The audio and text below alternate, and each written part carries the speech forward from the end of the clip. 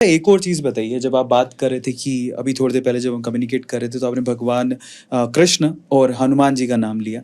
मैं थोड़ा इसके ऊपर भी बात कर लेना चाहता हूँ। इनके कैरेक्टरिस्टिक्स आपको बड़े अच्छे लगते हैं। तो पहले भगवान कृष्ण की बात करते हैं। ऐसा क्या समझ में आता है, आपने जितना अभी तक उनको पढ़ा, 5 ऐसी चीज़ें जो भगवान कृष्ण की आपको लगती है कि कमाल है? आज के यूथ को, आज की यंग जनरेशन को अपनी लाइफ कैसे जीनी चाहिए, कौन कौन सी क्वालिटी हम में हो तो हमारी उन्नति हो सके, हमारा इवोल्यूशन हो सके, हमारा विकास हो सके, ऐसी सारी क्वालिटी एक कैरेक्टर में मिल जाए तो वो श्री कृष्ण है. He is a dancer, he is a musician, he is a good lover, he is a good family man, he is a good son, he is a good businessman, he is a good political scholar.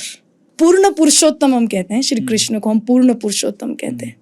Krishna ने क्या किया, महाभारत के युद्ध में पहले ही दिन गीता का ज्ञान अर्जुन को देने की शुरुआत की. तो स्टार्ट कहाँ से हुआ? अर्जुन कहता है कि ये जो सामने खड़े हैं वो तो सब मेरे अपने हैं. कोई मेरे दादा लगते हैं, कोई पितामह लगते हैं, कोई भाई लगते हैं, कोई चाचा लगते हैं, कोई मेरे गुरु हैं.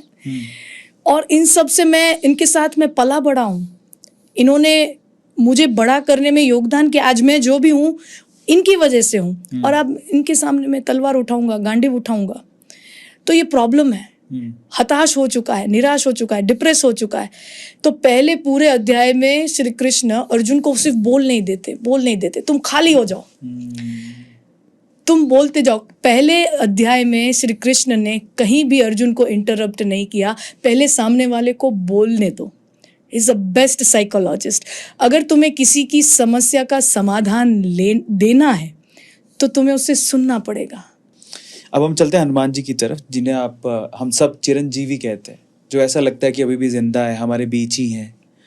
आपने हनुमान जी का नाम लिया, तो उनमें क्या क्वालिटीज आपको नजर आती हैं? हनुमान जी के प्रति हम सबको फैसिनेशन होता है या श्रद्धा होती है, वो इसलिए नहीं कि वो बहुत बड़े बलशाली थे, एक गदा में सबको खत्म कर देते थे. इतना बल था उनमें कि रावण को मारने के लिए भगवान राम को जाना नहीं पड़ता. कि जब सीता जी अशोक वाटिका में थी, जब रावण ने हरण करके लाए थे सीता जी को, तब हनुमान जी गए थे सीता जी को ढूंढने और देखा कि अशोक वन में पेड़ के नीचे सीता जी बैठी हुई हैं. जो ठान लिया होता तो हनुमान लेके आ जाते. उनको जरूरत नहीं पड़ती कि वहां से जाके पूरी एक्सरसाइज, फिर रावण को मनाना कि तू सीता जी को भगवान को सौंप दे तो ये युद्ध नहीं होगा, फिर वापस जाना. उन्होंने अपनी एक मर्यादा रखी कि जो चीज जिसको सुहाए उसी को करनी चाहिए. मैं यहाँ एक दूत बनकर आया हूँ तो मैं एक दूत की हैसियत से यहाँ ऑपरेट करूंगा. एक होता है ना कि हम सबको अपनी एक बाउंड्री में रहना चाहिए. सो वो बहुत ही ब्यूटी. इतना बल होने के बाद भी एक संयम होना, अपने बल पर संयम रखना, वरना नहीं सोचते कि इसका तो मैं खत्म कर दूं रावण को. अपने आप को कंट्रोल करना. हनुमान चालीसा की एक बहुत ही प्रसिद्ध चौपाई है, सूक्ष्म रूप धरी सिंह भी दिखावा, विकट रूप धरी लंक जलावा. तो हनुमान जी में वो एडेप्टेबिलिटी है. आजकल बड़े बड़े कॉर्पोरेट्स में बड़े बड़े सेमिनार्स होते हैं, बड़े बड़े मोटिवेशनल स्पीकर्स आते हैं कि हमको एजाइल रहना है, एडप्टिव रहना है, हमको चीजें लर्न, रीलर्न, अनलर्न, वापस लर्न, ये सब करना है. तो उसका सबसे बड़ा पर्सोनिफाइड कैरेक्टर है वो हनुमान जी है. वो जैसी भी सिचुएशन है उस अकॉर्डिंग अपने आप को ढाल देते थे.